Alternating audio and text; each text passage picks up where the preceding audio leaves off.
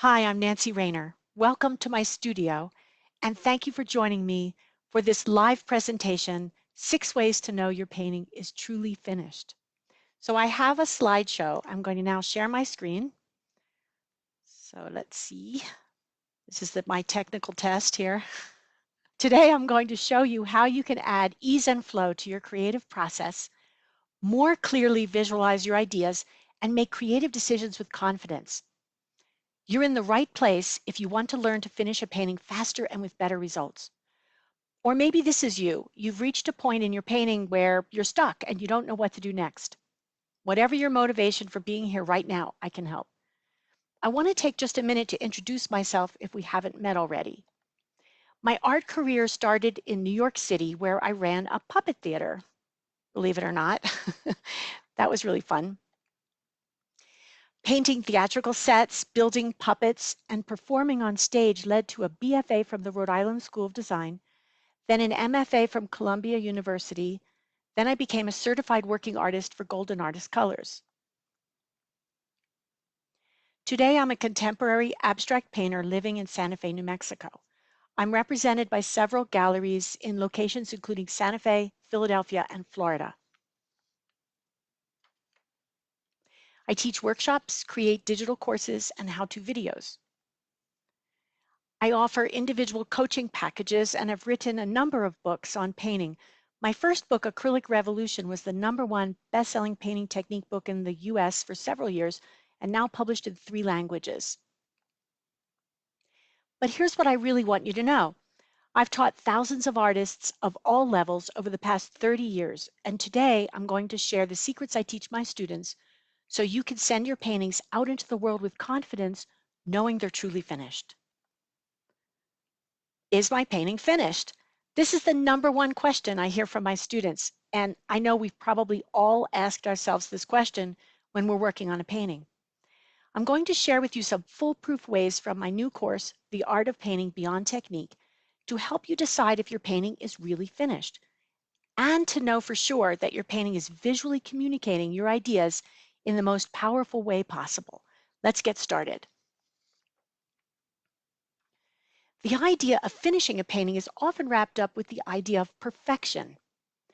Perfectionism is the pursuit of an ideal, and it can sometimes kill creativity and sabotage your ability to finish. Let's bring it down to earth. Painting is really a process of problem solving. I love to use the analogy of a ladder, where each step in the process of painting is like taking a step up the ladder.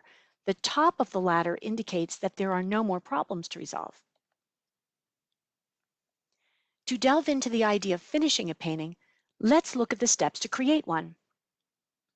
A painting usually starts with an idea, something that motivates you to get painting. Next, you make a plan, and this could be writing out your process, or you might sketch it out, or some other way to get your painting off and running. Then comes step 3, you start to paint. Now, of course, I'm oversimplifying this process, so we can spend most of our time on the finishing part. But this step 3, the painting step, whatever your medium, style, or content is, usually involves a switch from left brain to right. Once your right brain kicks in, you are in the painting zone and painting. But what happens next? Usually there's a point where you naturally stop painting and step back to take a look.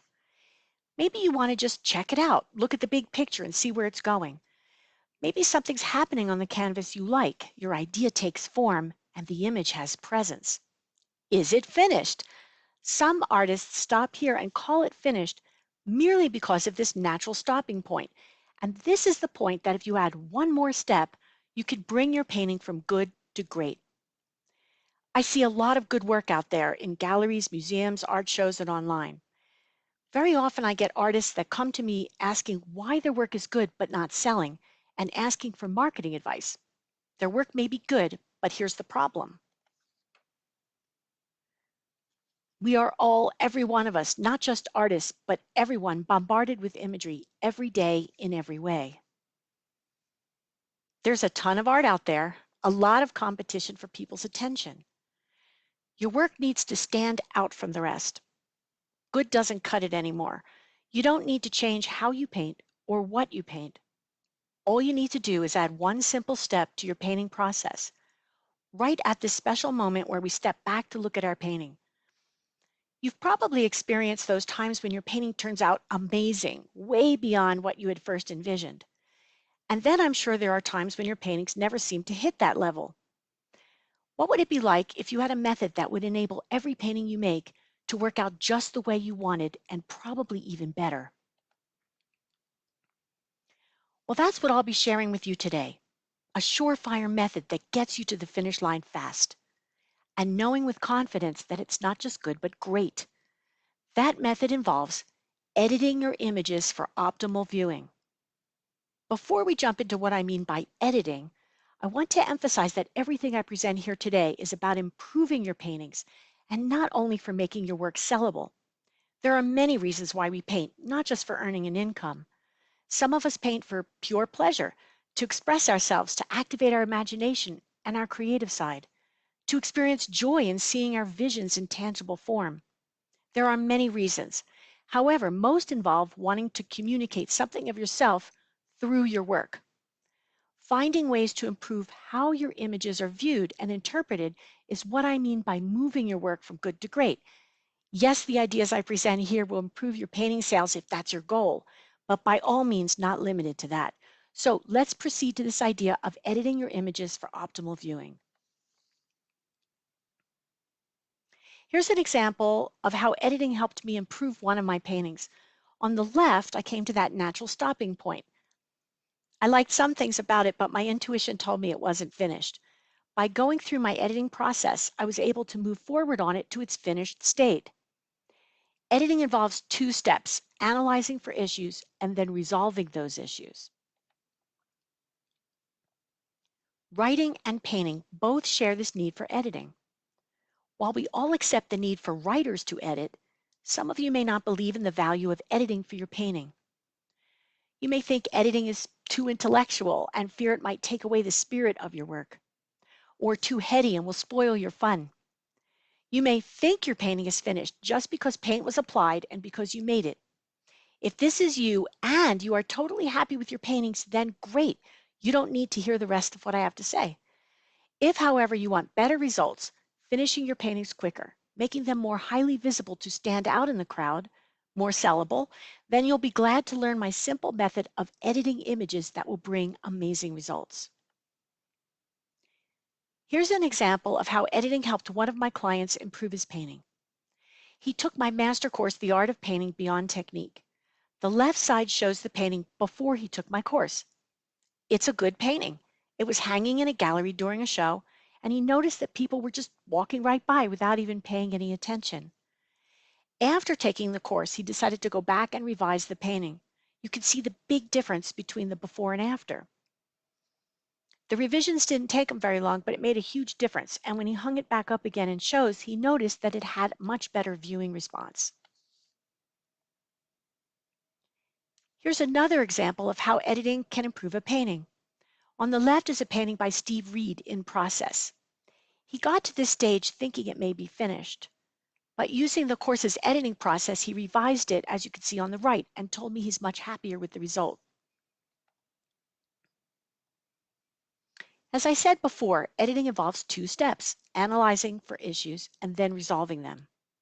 As you step back to look at your painting, to analyze it, you are looking at three possible conclusions. One, it is finished. Two, it's not finished. There's some things you still want to add or change to make it better. Or three, you went too far and killed it. To figure out which of these three options your painting falls under, let's look at two top goals for all paintings to be considered finished. We generally want a painting to draw someone's attention and keep it there.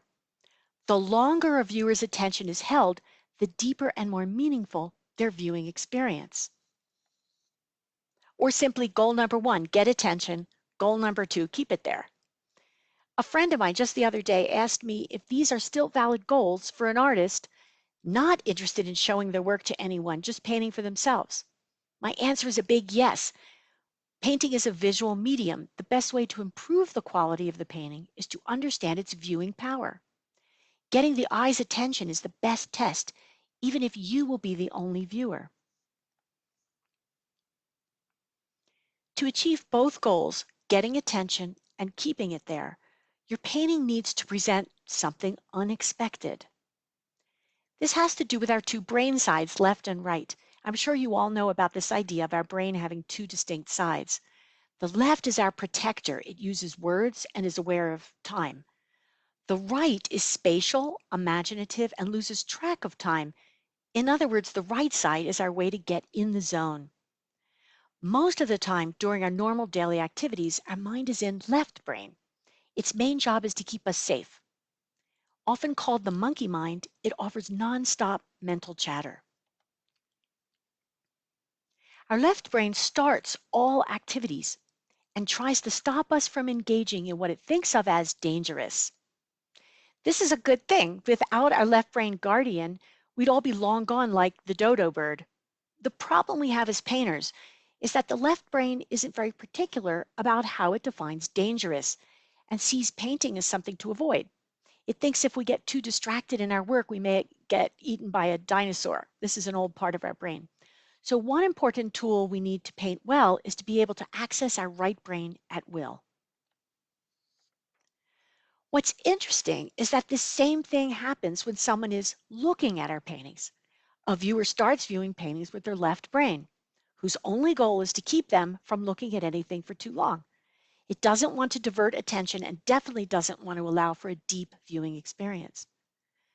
By getting the viewer to shift from left to right brain while viewing your painting, you achieve those two main goals I mentioned. How to do this? Here's the key. First, the painting needs to trip up the viewer's monkey mind by having something I'll call a pattern interrupter. Anything unexpected that changes a pattern will alert our left side to pay attention. Now you've achieved goal number one, get attention. Here, our brain doesn't need to focus with the uniformity and pattern. Nothing unexpected to grab our attention. It's pretty. It would make lovely wallpaper as a way to add something to a wall in a room without drawing too much attention to it.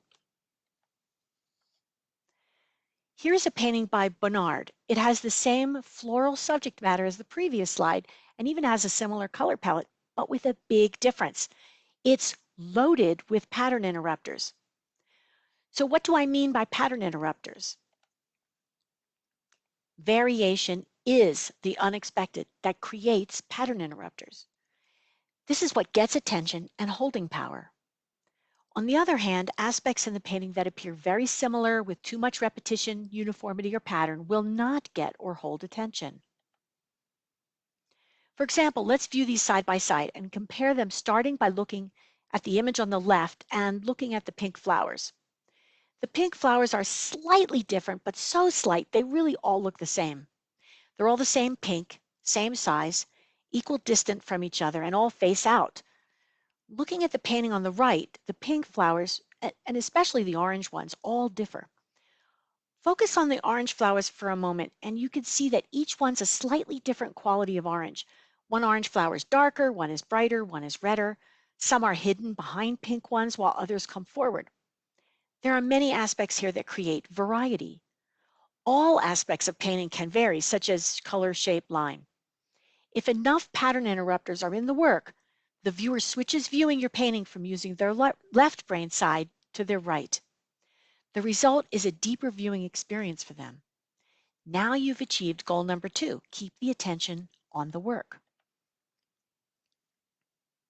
When painting with the left brain, which uses shortcuts, stereotypes, and generalities, the result is uniformity and boring applications.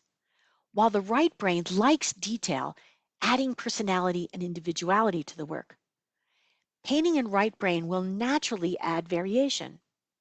But since our mind uses both sides of our brain, it's inevitable that our left brain will at some point while painting add some of its boring additions into the work.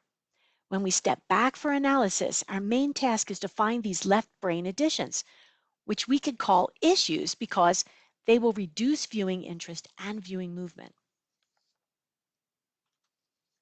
Let's go back to the ladder idea I mentioned before. As I said, a painting is created one step at a time. The first step on the ladder is your first problem. The canvas is white and boring, that's the issue.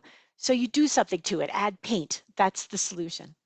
Each time you do this three-part process, find an issue, resolve it, move on, you climb the steps until you get to the top, the place of no more issues.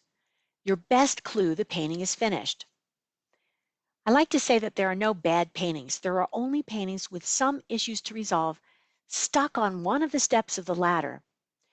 Editing, using analysis to find issues and then to resolve them, can be used throughout this climb up the ladder. Here at the top of the ladder, I added arrow options to indicate we could still move left or right. Even at the top with no more issues to resolve, we could still play around with the painting, making small shifts I call tweaks to your preference. I wanted to illustrate here that there's no fixed finishing point for your painting. It's more of a loose idea I call a window of finishing at the top of the ladder. The window has wiggle room for small shifts. If it's at this point, though, recognize you're here or you may risk overworking your painting and can easily kill it. If it's at the top of the ladder, the painting could very well be finished as is. In other words, you're no longer resolving issues. Here are two phases of a painting I made for a commission. On the left is where I came to a natural stopping point to view it. There were some things I liked, but felt it wasn't finished. I went through my analysis process to find any issues and then knew how to improve it. The finished version is on the right. The most obvious change is in the sky, where it's now less cluttered and a more open feel. If you look closely, you can see the mountains in the background are also changed, as well as many other minor changes or tweaks, which may be subtle but still add to the viewing strength of the piece.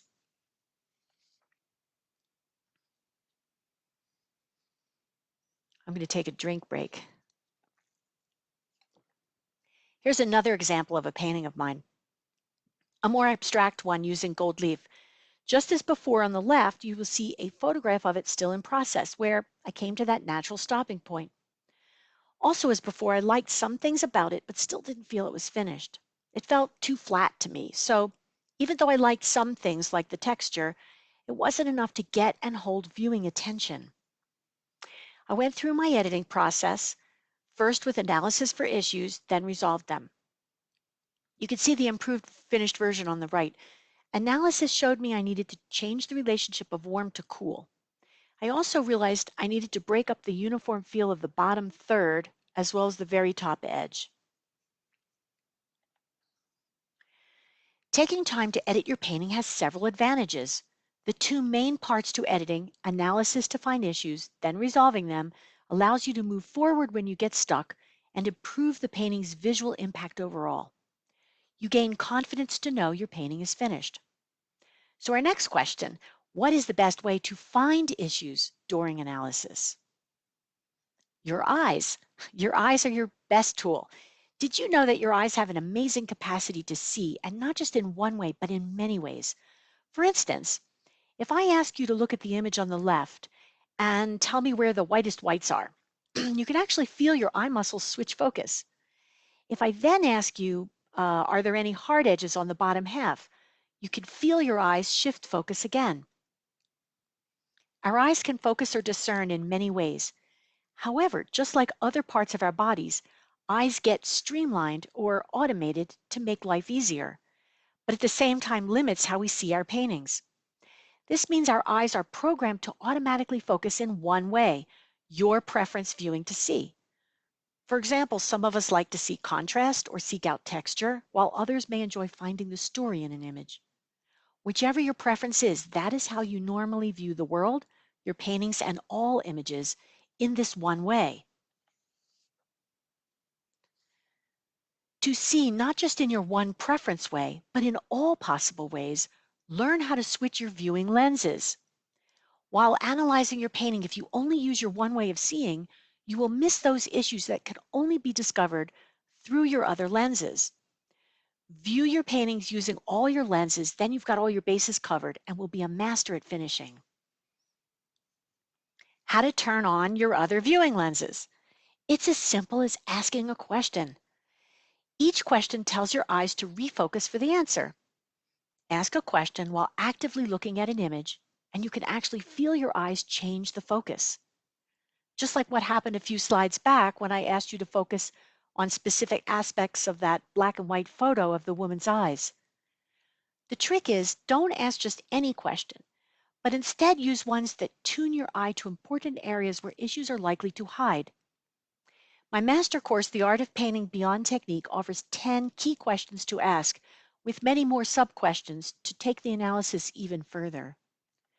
From this, I've selected my top 3 here, which I feel are the most helpful ones. How does it feel? What do you look at first? And does movement flow or stop? Ask these questions one at a time while looking at your painting. Wait for the eye focus or lens to shift, give it time, and you will get your answer. Let's look at some examples for each of these 3 questions. The first one is, how does it feel?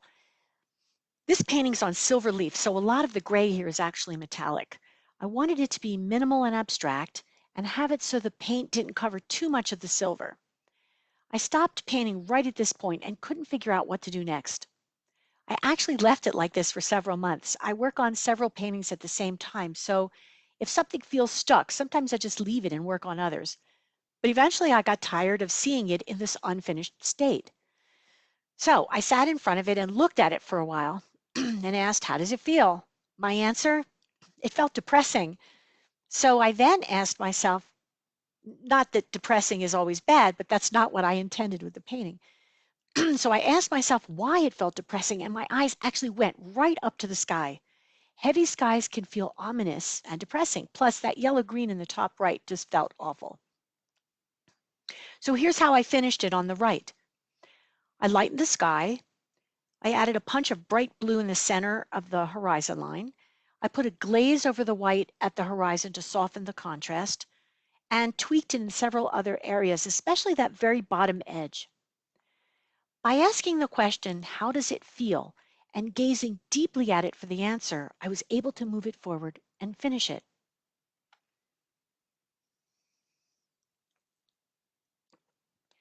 Our second question is, what do you look at first? Here's a painting by Peter Bruegel the Elder called Landscape with Fall of Icarus, made in the 1560s. Where does your eye go first, or what do you notice first? I think it's fair to say that most people would point to the central figure's red shirt sleeve. This is also known as a focal point, and I like to call these eye gems. These are shapes, forms, lines or areas that draw your attention first. In this case, it's a color. Taking a moment to notice where your eye goes first is very important because this will tell you what the painting's main pair of opposites is, and this is how most issues are discovered. As an example, let's revisit this painting by Ross Davis. The main pair of opposites in this painting is cool and warm, or we could say blue and orange. The artist noticed it did not get much viewing attention when left in its pre-editing stage on the left. Analysis showed him that if blue is the predominant color, then orange, when placed strategically and in small amounts, will create focal points. The finished painting on the right has more viewing power because of the addition of stronger orange colors placed around the main form in the painting, the wagon wheel. Our third question, does movement flow or stop? There are many factors that create visual movement throughout a painting. These can be angles, directional lines, contrast, the illusion of space, details. There is, however, one significant factor that is often overlooked, and that is the visual pull created with pairs of opposites. To look more deeply at this idea, let's go back to the Bruegel painting we looked at before. We noted that the first or main focal point is the red shirt sleeve. An exciting visual movement can be created as we move from this first point to the next and continuing on following focal points. I often think of the fairy tale Hansel and Gretel, where they leave a trail of breadcrumbs to follow so they don't get lost. With paintings, we could follow the trail of focal points like breadcrumbs showing us the way. Again, this isn't the only aspect that creates visual movement, but is very significant because our brain has built-in sensors for pairs of opposites. If you want to test this out for yourself after this presentation, just stare at something red for a minute. Then close your eyes and you will see green appear behind your eyelids in the exact shape of the red. That's because red and green are a pair of color opposites. What do pairs of opposites have to do with viewing movement? Well, let's say you're walking along a white beach. Your eyes will naturally scan for black shells. If you are on a black sandy beach, your eyes will naturally scan for white shells. Maybe this is because we think of scarcity as rare and worthy of finding. So if you're on a black and white pebbled beach that have these equally distributed, your eyes won't even bother to scan. Instead, you'll look elsewhere. Let's transfer this idea to the painting we just looked at. The main red focal point is created because it's surrounded by a predominantly green palette. Like the beach analogy, our eyes move right to the red. The predominant pair of opposites in this painting is green to red, mostly green with a small amount of red. We could give this an actual ratio for the relationship and say it's 80-20 green to red, or maybe even 90-10. Whatever is smallest in the ratio, such as the red in this case, is where our eye goes. Once we land at our first focal point, we then naturally look for something similar to it, another red shape if there is one, um, but not as in this case. So instead, we're going to go to the warm browns. From there, the other aspects such as directional lines or illusion of space I mentioned before will kick in to continue the eye movement. In this painting, eye movement continues to flow, no real stopping here. In this slide, the original we just looked at is in the upper left corner for comparison. The larger image on the right is altered in Photoshop, so the green to red ratio is now more of a 50-50, with the green and red visually about equal. Similar to the black and white pebbled beach I referred to before, here it's not as clear where the eye goes first. It's a bit confusing and can stop the flow of visual movement.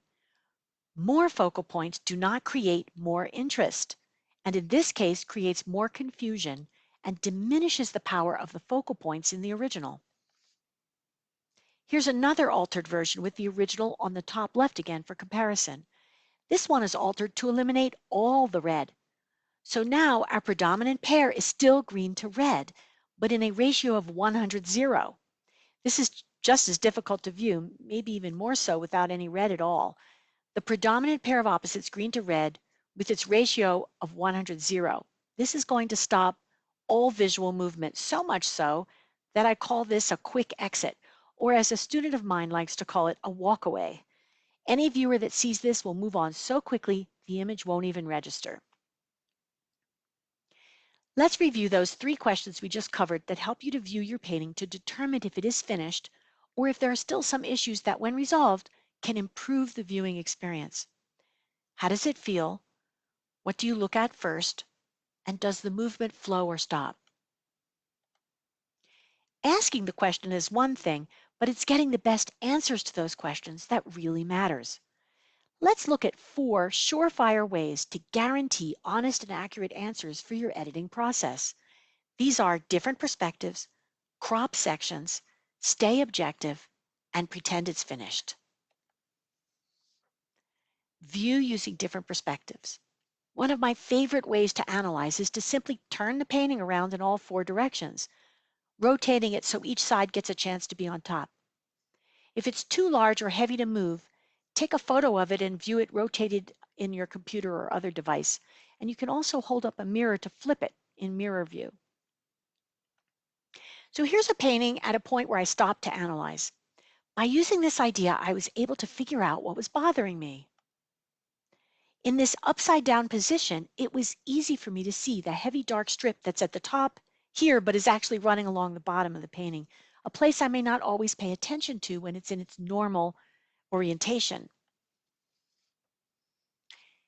Here is the finished painting with the bottom edge resolved. So this is an example of how viewing your painting with different perspectives can give you the best answers to our main analysis questions.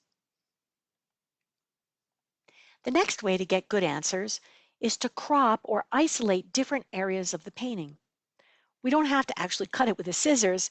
We can hold up sheets of white paper next to the painting to block out some sections and isolate others. My favorite way is to break the painting into 4 quadrants. As an example, here is a finished painting of mine. To analyze it, I cropped it into 4 equal quadrants using white paper. This is a strange looking slide, but I wanted to give you an idea of what I meant by holding up sheets of white paper to isolate a section. This allows your eyes to just focus on a specific isolated area.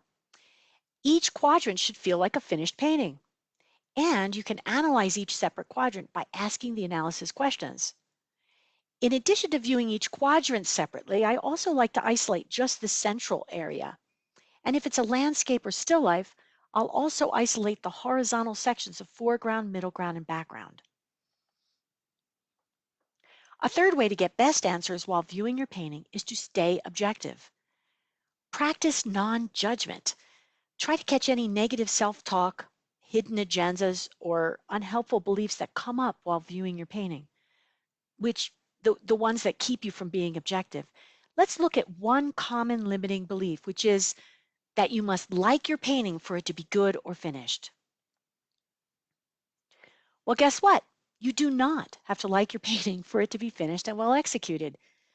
This is going to sound odd, but it's an important point to bring up. Here's an analogy. Let's say you're a well-known chef and you're working at a five-star restaurant. You happen to prefer French cooking, but what? You're only going to cook French food? You're going to limit your restaurant audience. You need to know how to make a good painting, even if it isn't in your style or preference. If you think you have to love everything you create, you're limiting yourself. Most artists want to keep evolving their work. By moving out of your comfort zone on occasion, you will allow that to happen. As an example, here are two of my paintings. The one on the left is more my usual style with a subtle color palette and an abstract feel with an emphasis on atmosphere rather than a specific landscape. But sometimes I get an urge to paint differently with a richer color palette or more realistic images like the painting I made on the right. While making a painting that's out of my usual comfort zone, I may stop and think, oh, why am I painting this? It's not my usual. Then in the analysis, I may make the mistake of thinking whatever isn't my style is an issue instead of seeing it objectively. To be a successful painter, don't get too attached to what you like. Instead, analyze and edit with a critical eye to move the painting towards the finish line. Another great way to get the best answers is to just plain old pretend it's finished. Hang it up on a clean, well-lit wall, place it temporarily into a frame, or just clean up and paint the sides to make it easy to see if it feels finished. I like to think of painting as an active conversation between me and the painting. A good indication the painting is finished is when the conversation feels as though it's come to an end. While pretending it's finished, see if it feels as if there's still something unsaid. Does the conversation feel like it's still active? In other words, is the painting still asking for something more to be done? Does your eye keep moving to an area that feels out of place? If the answer is yes to any of these, this means it may not be finished. If your eyes keep moving in a fluid movement and don't get stuck anywhere, this can indicate there are no issues and is probably finished. So, fluidity and movement, and the painting stops asking for more or closes the conversation, these are strong indications that it's finished. By now you can see that taking the time to edit your painting before declaring it finished, unfinished, or dead can save you time, money, and aggravation. It will also give you the confidence to know it is truly finished. Without taking the time to analyze and edit, you risk overworking the painting, one of the surefire ways to kill one. Let's review the key points to edit your painting. Analyze at a good stopping point. Don't analyze too soon. Ask questions for focused viewing to see in ways that you normally don't use. View with fresh eyes to get the best answers. Find issues often created by the left brain. Use pattern interrupters to reduce uniformity and resolve any issues. In summary, editing your painting involves two parts: analysis for issues and then resolving them. Editing will improve your painting's viewing power.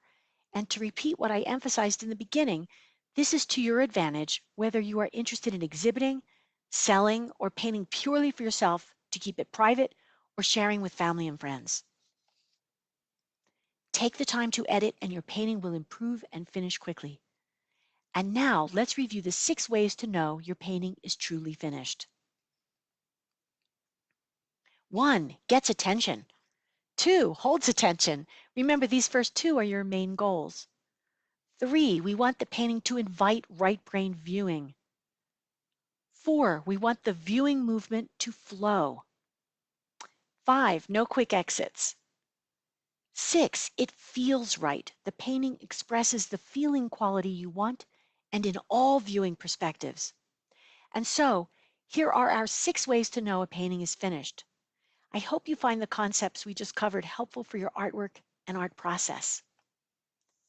Would you like to learn more concepts like this, more ways to improve your painting's viewing power and develop your vision into a unique signature style?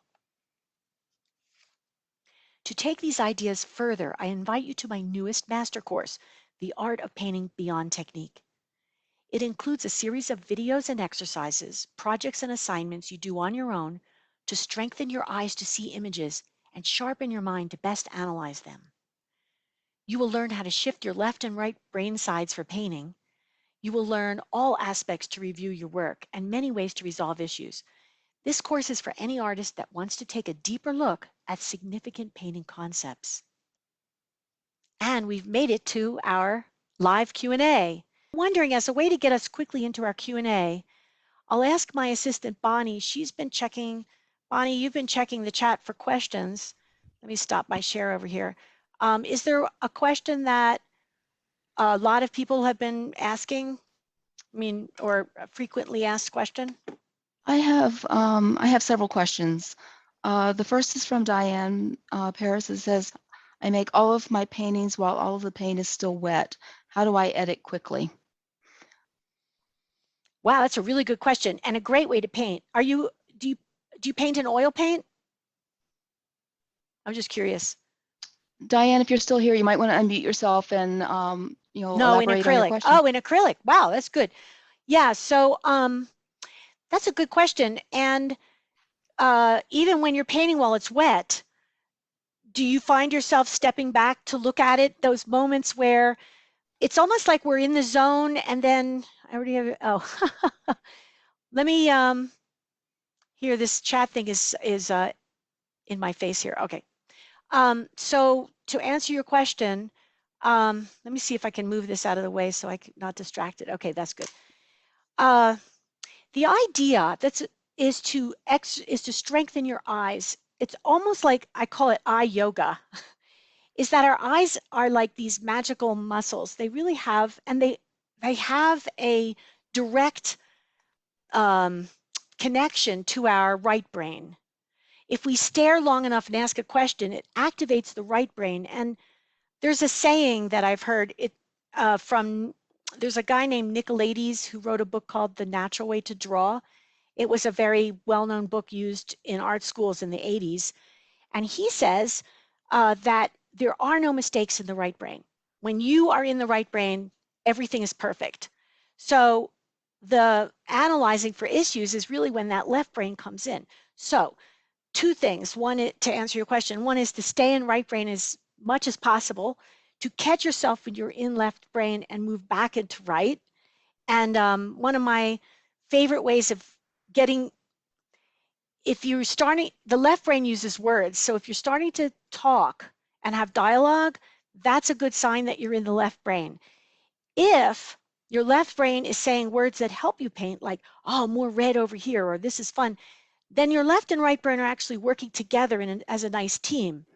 But if the left brain starts saying sabotage negative things like, oh, this isn't good, I'm running out of paint, why am I doing this? That's the left brain taking over to pull you out of painting. So when I find my left brain trying to pull me out, I breathe, blink, and swallow, because the left brain stops you from breathing, and it holds your eyes like this. So if you breathe, blink, and swallow, and look at your work when you step back to look at it. So even if you're working wet and wet the whole time and you want to finish it all at once, you're still going to be stepping back. I'm assuming you're still going to step back and kind of, analyze how the parts are working together as a whole. You want to view it in right brain also. And then your eyes will naturally it'll take you a second. You walk back and go, oh, there's too much darks. Oh, it's too busy. Oh, so I don't know if that helped. Do you want to answer? You can unmute. I think Bonnie allows people to unmute now. Yes. Can you hear me? Yeah, I can. Did that answer your question? That did help a lot, yes. And I do step back during it. So that does help. I have one more thing to add to that, which is if you're painting in that one session, wet and wet, it's very important to have your setup enable you to create maximum variety. So you have to have a full palette. So that's a warm and a cool of each of the three primaries.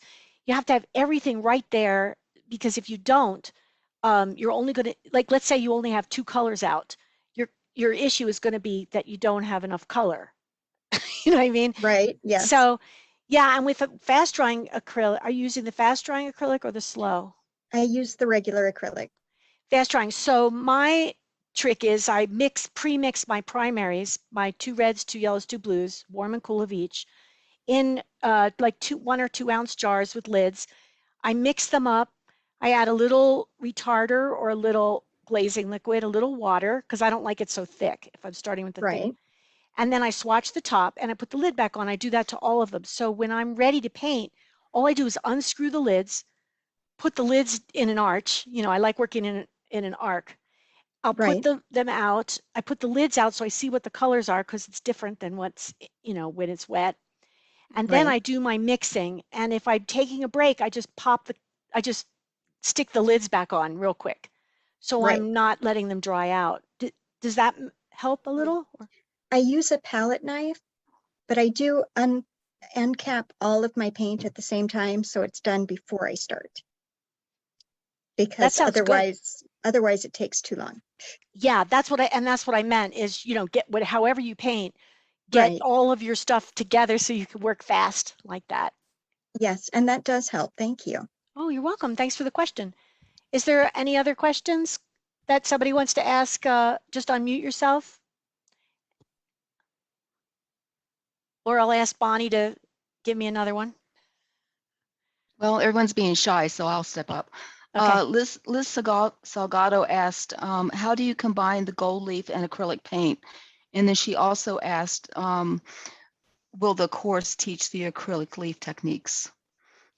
Yeah. So there's the main course, the art of painting beyond tech. Hi, Liz, by the way. The main course, the art of painting beyond technique. Um, it's beyond technique. So that's why I'm including the acrylic master course, which is all techniques. It's almost like part 1 and part 2. The complete guide to acrylic painting is 30 videos, and it has every technique in it, including how to gold leaf and how to work with acrylic on the leaf. Because there are a few tricks, because acrylic will tarnish the leaf unless you seal it properly, and there's some interesting ways to paint using the leaf. So that's definitely in the acrylic course that's going to come with the the whole package. Liz, did that answer your question? Yes, he did. Yes, thank you so much. Thank you for sharing your experience and expertise. I have a question. Can I? Yes. Is that Margaret or Yes, Maggie? Margaret. Margaret. Hi, Yeah. Margaret. I use the Golden Open almost exclusively, but sometimes I'm like mixing on the canvas, and then I get to, it ends up like screwing up because it scrapes. I put on, like, okay, today I was working on like it's supposed to be a purple and green bird. I decided, don't like that. I want it to be all green and yellow, maybe a little bit of blue in there. So I was putting the new paint on top, and it was mostly going all right. But then all of a sudden I had this hole in the green paint and the purple was there. It's like I pushed too hard on the brush, or I don't know. It's like I'm always like, when I work with artists, the number one thing that comes up is how they hold the brush. yeah, And when you hold it vertically, think about putting icing on a cake, right? Let's say your cake is all crumbly and you right. still want to get icing on there and hide the fact that you have crumbly cake. Right, You're not right. gonna take your knife directly down and go like this. You're gonna be digging into the cake. So it's the Okay. same thing when you hold your brush. Most people hold it vertically and far away. Vertically Yeah. removes paint. So Okay. as you, and the open, for those of you that don't know, the open is a very slow drying paint, acrylic paint. Yeah. It's like oil. And so if you hold it closer to the a brush, Yeah. this is a Yeah. Photoshop tool. Sorry, I don't have my tools with me right here in front of me. But if you hold it down, and do you see how if I go on an angle like this, Yeah. then when I apply paint, if you're working wet in wet, and the previous question, she was working wet and wet, Yeah. you apply paint and then you apply another color on top of it. You have to hold it at an angle like this, almost parallel to the, Okay. and a Okay. softer touch. So a Yeah. lot of times I actually hold my brush like this. People find it really weird. Like Yeah. when Just people come very, to, very delicate. when people, I grab their hand and I'm like, just try it. But the thing is that if I hold it loosely like this, I can create quite a lot of variety while I apply Okay. for line work and brush work. So Okay. try that. And if it doesn't work, let's see what's the second thing. You might Well, want to try. sometimes I just have to stop until the next day. You know what? That acrylic works in layers. Even the slow drying acrylic, you still need to work in Yeah. layers. That's why I work on several paintings at the same time. Yeah. Because if I still want to work and it's wet and it wants to dry before I apply something, I'll Yeah. ruin it so just work on something else and let it dry. Yeah. I'm often running things and scrubbing it away and having to, okay, I don't like that. Wipe it off. But I'm Sounds like learning. fun. Sounds Yes, like fun. fun. It's a lot of fun. Well, But good. the only way I can do the colors is I have to put it on there to look at it. I can't like imagine my colors the way some people can. I Though, have to I'm actually just look at it. the color doesn't exist. It only exists in reference to what's next to it. Oh, no So if wonder you I mix, can't imagine it. no, just let it go. That's a Okay. natural. When you mix it on the palette, who knows whether it's going to try to get it as close as you can, and then you put it on the painting and you go, oh, it's too dark. Put it back, scrape it back off, make it lighter. That's part of painting is it's responsive to what you're Okay. doing on the canvas. So it's good. Okay. Yeah. All right. Well, Thank thank you. you. That's very helpful. I got to try my brush thing. I got to hold it like this. Yes, you do. Very light, very light. Okay. Anybody have another question? Nancy, I have a couple of questions. Yes, Thank you for doing this. It's good to see you. you too, So Rona. I have one. So the one is it best to just have one focal point in a painting, or does it depend? Actually, that's a quick exit. One focal point is a quick exit. Let me explain. Um, Remember I talked about the Hansel and Gretel going from breadcrumb to breadcrumb? That's visual movement. Hmm. If you, these days, remember the footprints 6 feet apart, with the COVID? It's like if there's just one foot, where do you go next? Um, if there's one focal point, the left, remember the viewer sees the painting with the left brain first. And the painting needs to have some kind of something in there to allow it to transfer into the right brain for a deeper viewing experience. The left brain looks for easy outs. It doesn't want to go to the right brain. So anything that's if it's one thing like, oh, there's a red circle on green, got it. I'm gone. Yeah. So if it's too easy, if it's too much of a pattern, if it's too easy for the left brain to label one vase with a blue background, got it. But if the blue varies and if the flowers vary, the left brain isn't so sure about labeling, and that's when it transfers to the right. So rarely do you have one focal point. I mean, if there's a pair of opposites and you only have one of that, that would be one focal point. But don't get confused with form. If you have a portrait of somebody with a blank background, that's not one focal point. That's one form that's form and background. And there's a lot of exciting focal points, the eye, a highlight on the lip, so a focal point is not a representational form. A focal point is whatever attracts your eye. So a focal point isn't necessarily the same as what's the center of attention. Like if you're doing a landscape and you pick up, this is where my eye's going, and it's going to this tree or it's going to this cabin or house. That's different than the focal point. Do you remember the wagon wheel in Ross Davis's painting? It was a blue painting with a wagon Yes. wheel. The wagon wheel isn't a focal point. The wagon wheel is the main content, subject matter. And any subject matter can be either a quick exit or an engaging thing, depending on the focal points. And that's why when he put the orange illuminated, it lit up the main content. So that's a really good question that Yeah. if we look at something representationally, we could say that the content could draw somebody's attention. But remember I said each person has a preference for viewing. So let's say somebody's preference is texture and you have no texture in your painting, but you have an incredibly detailed painted, portrait. They're not going to look because they're looking for something else. That's why it's so important to use your eyes in all these different viewing lenses. In the Create Perfect Paintings book, which is the basis of the whole new course, but the new course goes deeper. I say there's 10, because who wants to say 100? It's too much. But 10 basic ways your eye can view. And so if you view your painting to make it work in all 10 ways, you're going to increase your audience. You're going to also increase the viewing power of it.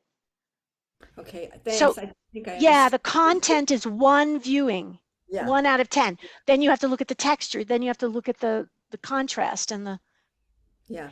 And so when you were talking about variation in a painting, that also means contrast is it includes contrast. variation could be texture and smooth. It could be space and form. It Ah. could also be realism and abstraction. What Hmm. if you have a 80% abstract painting and 20% realism? The focus is going to be the realistic parts. The focus is, if you look at my 80-20 idea, the focus is always the smaller of that ratio.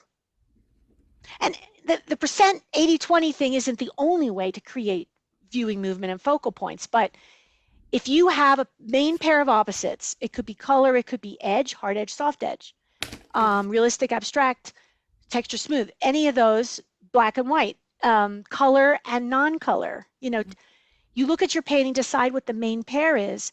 Your focal points will be the smaller, just like the beach analogy.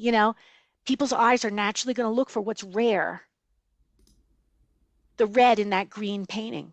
That's a good question. I like these questions. Did that answer it? Yeah, yeah, I Is that think Rona? so. Thank you. Sure. Oh, I'm Some, also beginning to work on oil over acrylic. And I was wondering what would be the best medium for texture under oil. You're doing oil over acrylic and you want to add texture with the acrylic for the oil. Yes. Oil will go over acrylic. I mean, if you think about it, most people gesso with an acrylic gesso these days.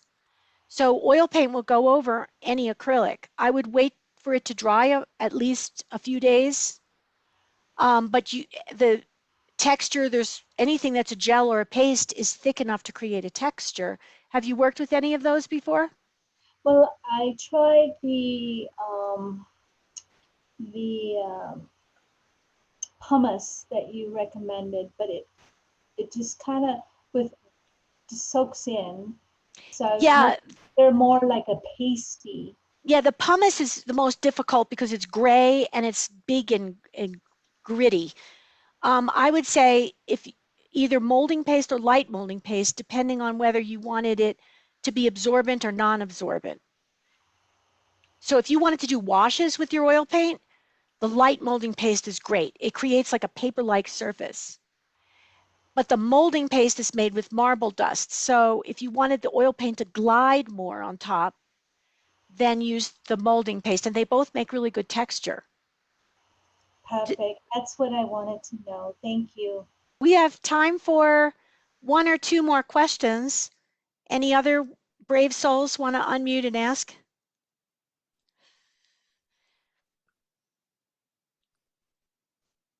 Bonnie, any other questions in the in the chat?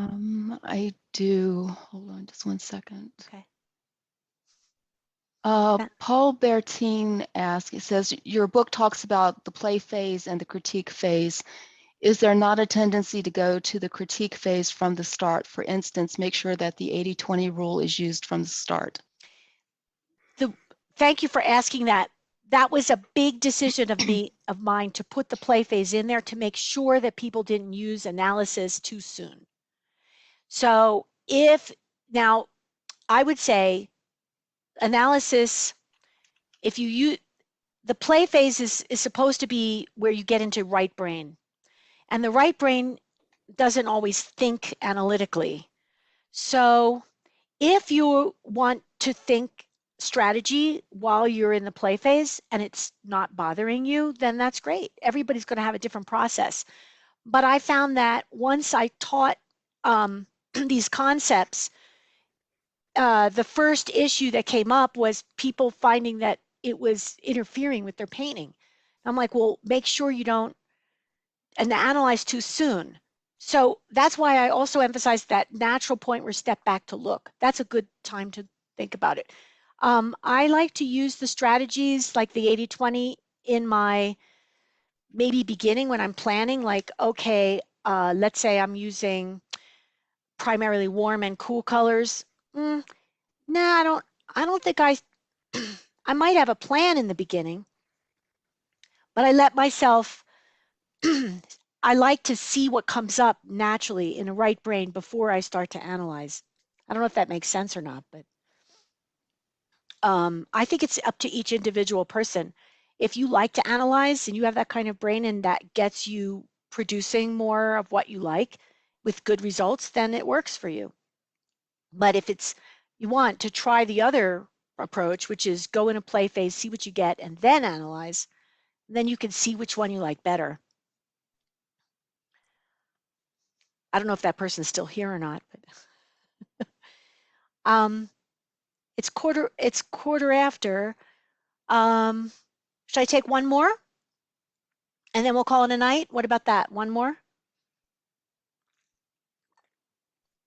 Bonnie, is there another one? Well, you guys are too afraid to unmute.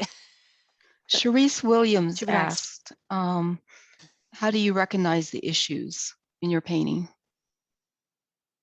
How do I recognize the issues in my painting? Mhm. Okay, an issue I define as something that the left brain put in is a boring application or a repetition or something that is going to keep the viewer's left brain engaged so that they walk away. So an issue is anything that doesn't engage the eye in a fluid movement. It's kind of like what the whole presentation. How do you recognize issues? Is you have to ask different questions, and each question refocuses your eye to see. So let's say I look at the painting and go, where are my light values? If I look at 1 is white and 10 is black, and I have a scale with 10 steps, 1 to 10, whites and light values are where our eye really likes to go. It likes to go to lights and brights. So I could step back and look and say, do I have an issue in the lights? Well, where are the lights? If they're just stuck in a corner, or if I have none, that might be an issue. Then I have to look at the whole painting to see, is that going to stop my eye or is that going to help my eye to move through it? Then if I say, well, I think it looks pretty good. My lights are in interesting places. My eye keeps moving, looking at the lights. In other words, you could have a viewing movement with each question. And if you get stuck in a certain question, then there's an issue there. So I don't know if that answered the question or not, but that's a good question. And, as painters, there's no rules. These are just tools to use to decide if you feel that the viewing movement in all the different viewing lenses is flowing.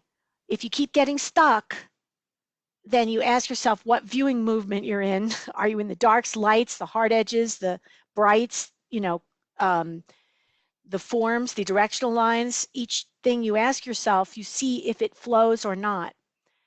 And if it doesn't, then there's an issue there. That's the whole course, is how do you find issues?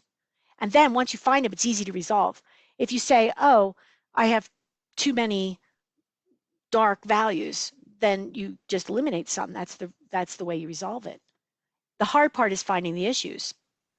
So Nancy, I have no more questions at this time, and we are Okay. now at 6:17. So It's a good time to close. Thanks, Bonnie. And thank you, everybody, for sticking it out the whole time. Good rest of your day. I'm going to All log right, out. Thank Bye. you, Nancy. You're That's great. welcome. Thank you. Thank you. Nancy. Much appreciated. I'm not going to close out. This is too fun. Everything. It was wonderful, Nancy. Thank you so much. Thank I'm you. glad you liked it. you. Thank you for Yeah. coming. Yes, All it right, was everybody. great. I'm going to end Okay. it. I'm going to end it. All right. Go get a Talk to glass you of wine. later. Bye. Bye.